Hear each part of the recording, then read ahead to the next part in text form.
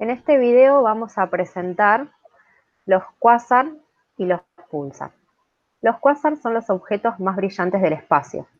Son objetos lejanos que emiten grandes cantidades de energía con radiaciones similares a las de las estrellas, pero muchísimo más brillantes. Varían su brillo, pero de manera errática, y en cuestión de meses, algunos incluso días u horas. Alcanzan cotas de brillo tan altas que rivalizan con los fenómenos más violentos del universo, las supernovas y los brotes de rayos gamma.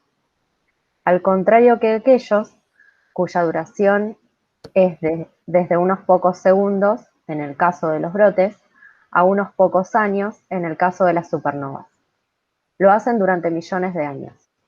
Los cuásares posiblemente son agujeros negros que emiten intensa radiación cuando capturan estrellas o gas interestelar.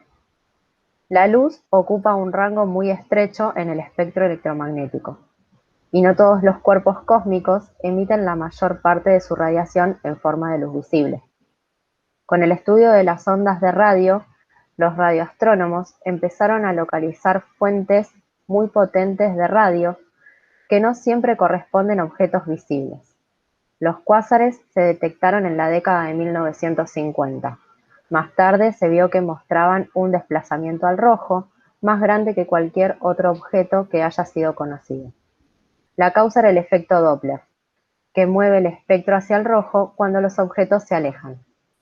El primer cuásar estudiado, 3C273, está a 1500 millones de años luz de la Tierra. A partir de 1980 se han identificado miles de cuásares, algunos se alejan de nosotros a velocidades del 90% de la velocidad de la luz. Se han descubierto cuásares a 12.000 millones de años luz de la Tierra, que es aproximadamente la edad del universo. A pesar de las enormes distancias, la energía que llega en algunos casos es muy grande.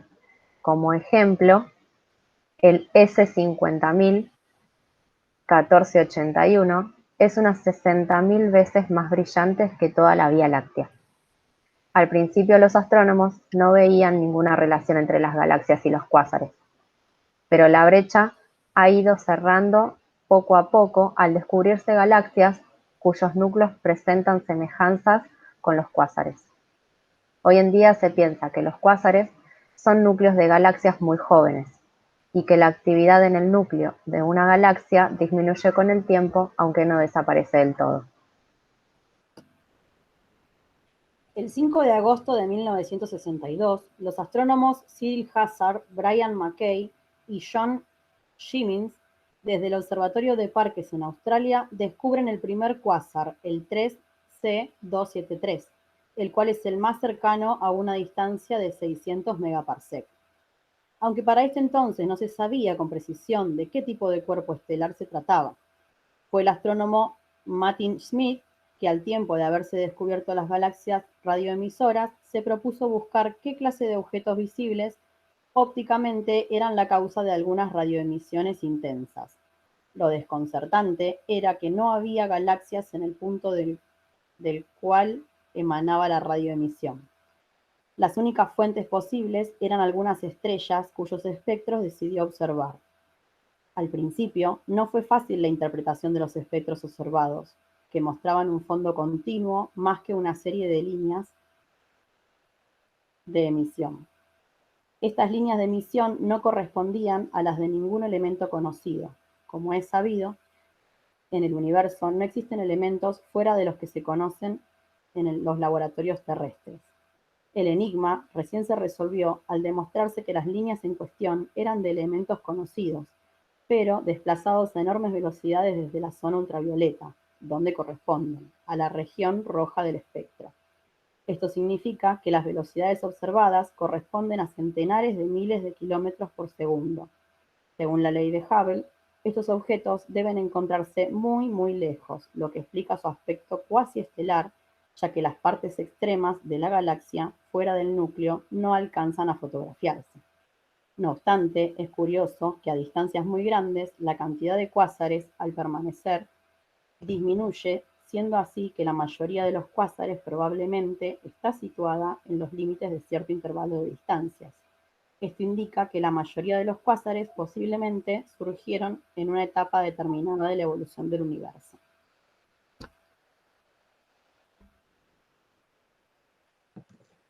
Si la radioemisión es fuerte, pese a su gran distancia, es obvio que esas galaxias deben producir una cantidad enorme de energía. Estas grandes energías han planteado interrogantes sobre la interpretación de estos fenómenos. En efecto, a la energía emitida se debe que veamos los objetos como muy luminosos, a pesar de su gran distancia. Pero otra explicación diferente sería suponer que los cuásares se encuentran mucho más cerca de lo calculado, y en este caso la emisión de energía podría ser menor. Según la ley de Hubble, la distancia a la que se encuentran los cuásares se puede calcular como la relación entre la velocidad del cuásar y la constante de Hubble. Suponiendo que esto sea correcto, los cuásares se encuentran en los confines del universo, ya que su velocidad es cercana a la velocidad de la luz. De hecho, se han encontrado cuásares que se desplazan a una velocidad equivalente al 96% de la velocidad de la luz. Según algunos cálculos, un cuásar que se desplaza a 96% de la velocidad de la luz y que emite un haz de luz, este haz de luz tardaría aproximadamente 18.7 por 10 a la 9 años en llegar a la Tierra. Esto significa que los cuásares muestran, pues, cómo fue el universo en sus comienzos. Cuanto más lejos están, mejor transmiten la imagen del universo primitivo.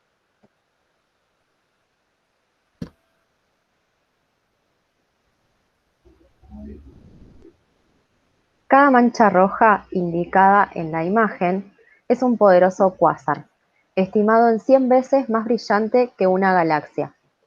Sin embargo, en estas imágenes de descubrimiento, los cuásares parecen débiles, porque están extremadamente distantes. Sus distancias se han medido indirectamente al observar cuánta luz que emiten se ha estirado a longitudes de onda más largas por la expansión del universo, debido a que la luz roja tiene las longitudes de onda más largas en el espectro visible. Este tramo se ha denominado corrimiento al rojo. Cuanto mayor es la distancia, mayor es el corrimiento al rojo. Un púlsar es una estrella compacta en rotación. El diámetro debe ser del orden de 10 kilómetros, con un campo magnético fuerte y con el eje del campo desalineado respecto al eje de rotación, que emite pulsos de radio a una frecuencia muy estable. La frecuencia es diferente para cada púlsar. La palabra púlsar es un acrónimo que traducido al español significa fuente de radio pulsante. El campo magnético en un cuerpo de rotación produce un campo eléctrico que acelera las partículas cargadas cercanas a la superficie de la estrella a velocidades muy altas, produciendo un haz de radiación electromagnética muy intenso a lo largo del eje magnético. Por otro lado, el eje magnético no está alineado con el eje de rotación. Esto ocurre también con otros cuerpos celestes, como por ejemplo nuestro planeta Tierra. Los pulsos de radiación serán visibles para un observador terrestre solamente cuando el eje esté alineado con la línea de visión, como por las lámparas de los faros en rotación.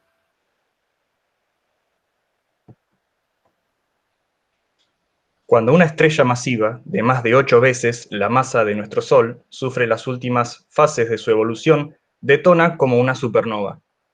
Las capas externas son expulsadas al espacio, pero el núcleo, de un par de veces la masa del Sol, se contrae por su gravedad.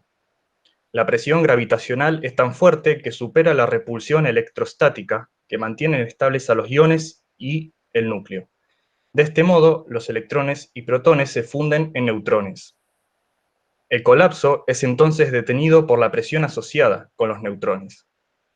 Si la masa final es de más de 1.4 masas solares, este valor es llamado el límite de Chandrasekhar, el colapso puede progresar para formar un objeto totalmente colapsado, una estrella de neutrones.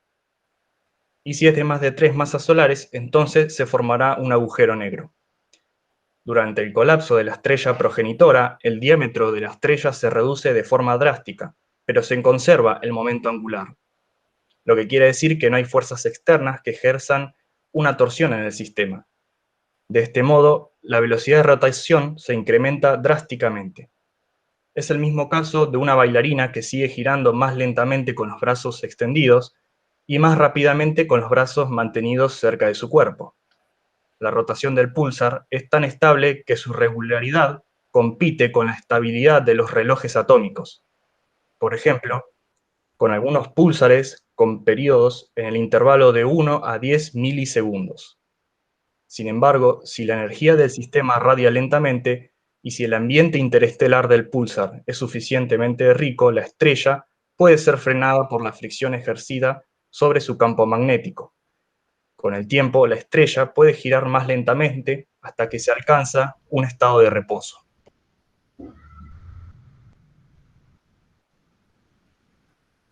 Se conocen muchas estrellas pulsantes, pero solo dos, la pulsar del Cangrejo y la pulsar de la Vela, emiten pulsos visiblemente detectables.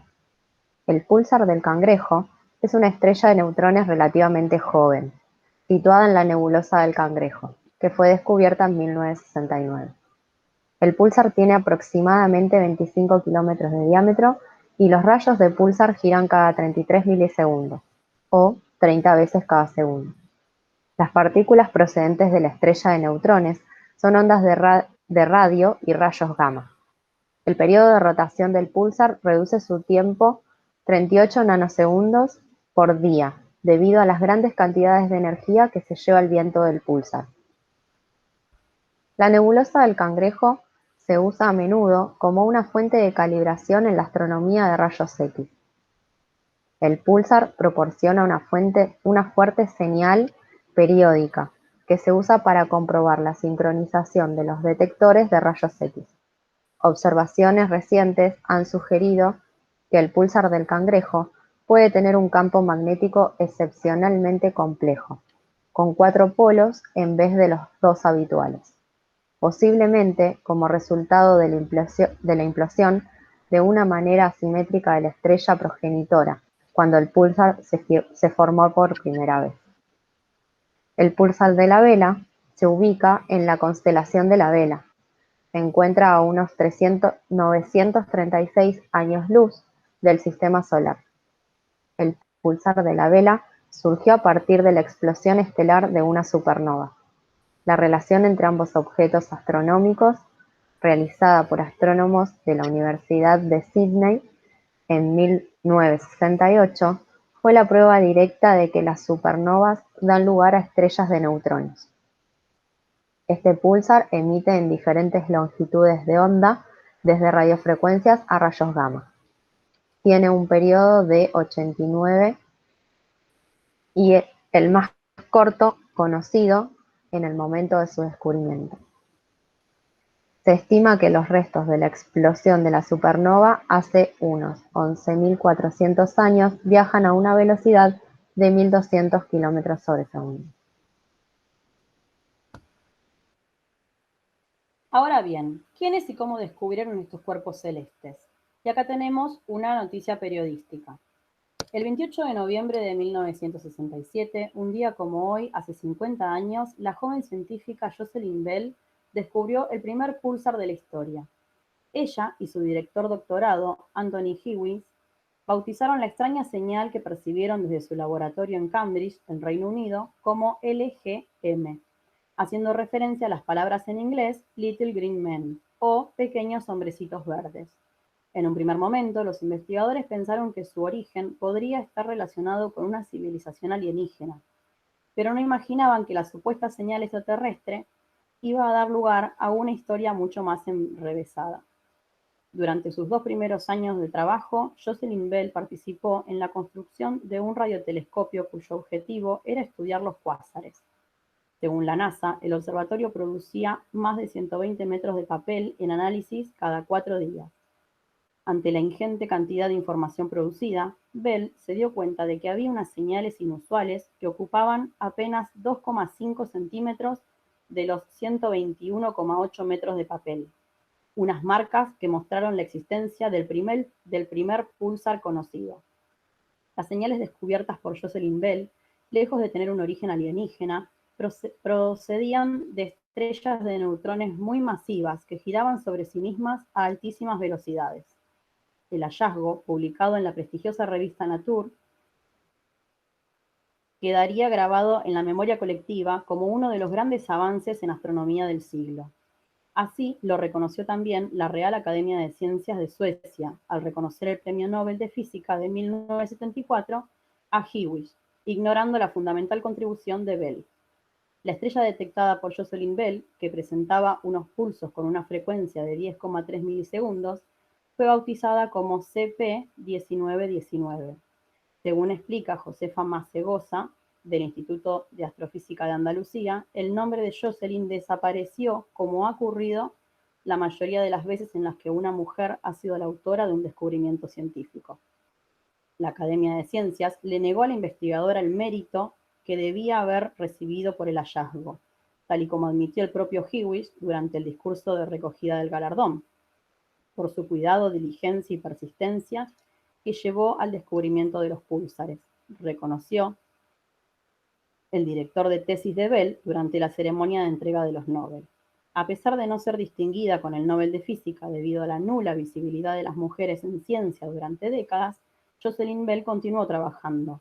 Tras completar su tesis en Cambridge, la investigadora prosiguió con sus estudios en astronomía en la Universidad de Southampton, el University College de Londres y el Real Observatorio de Edimburgo. Posteriormente fue profesora titular en el Open University, además de ocupar cargos relevantes como la presidencia de la Real Sociedad Británica de Astronomía y la dirección del Instituto de Física de Reino Unido. Sin embargo, tal y como recuerda Sergio Eril en su libro La ciencia oculta, editado por la Fundación Dr. Antonio Esteve, no toda la comunidad científica interpreta el olvido de Bell únicamente como una falta de visibilidad de las mujeres investigadoras. Fred Hoyle, que fue fundador del Instituto de Astronomía de Cambridge y estaba considerado uno de los científicos más importantes del siglo XX, catalogó el hecho como un robo.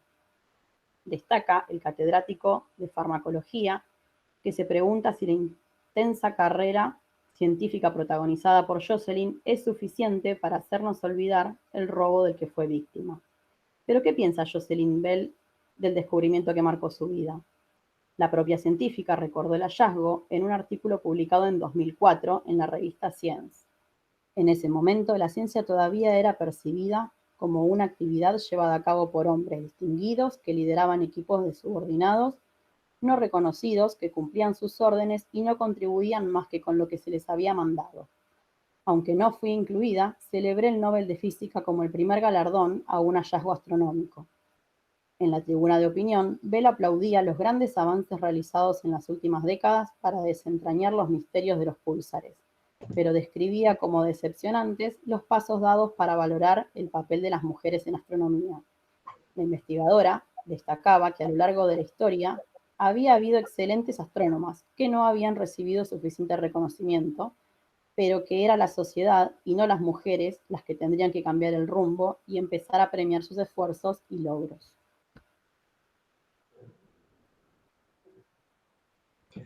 Por último, y a modo de síntesis, podemos destacar algunas diferencias entre cuásares y púlsares, que son las siguientes.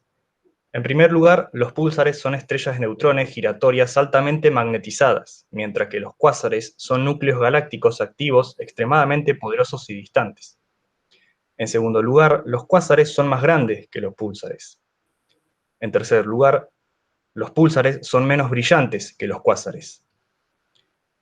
En cuarto lugar, los cuásares son más distantes que los púlsares. En quinto lugar, los púlsares tienen pulso y rotación, mientras que los cuásares no. Sexto, los cuásares están asociados a los agujeros negros, mientras que los púlsares no. Y por último, los púlsares son más nuevos que los cuásares.